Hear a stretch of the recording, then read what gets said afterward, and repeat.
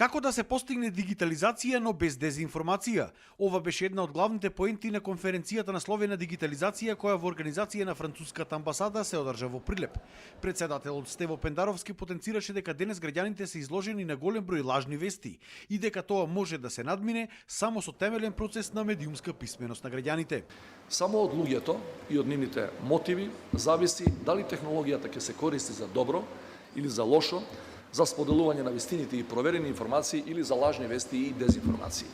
Решението лежи во дигиталното описменување на луѓето, во создавање на информирани и дигитално одговорни граѓани.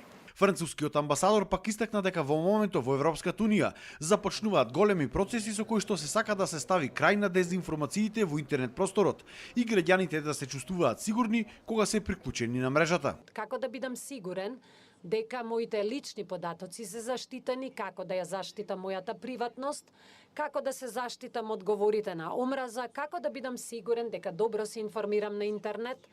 Во поглед на заштитата на личните податоци, беше дадена и одредена критика дека на тоа треба да поработат и владините институции при давањето на дигиталните услуги. Во смисла на давање на транспарентни информации и во смисла на планирање на процесот на дигитализација, каде што приватноста ќе биде вграден елемент, каде што нема отпосле да размислуваме како да ја заштитиме приватност. Кај нас довербата во институциите е многу мала и тоа е една од причините зашто многу лесно лажните вести, дезинформациите фаќаат плодна почва и зашто се соочуваме со вакви трендови какви што има.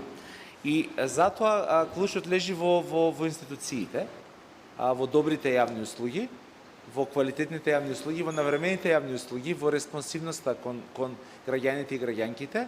На трибината присуствуваа и повеќе студенти и средношколци од неколку градови од Македонија.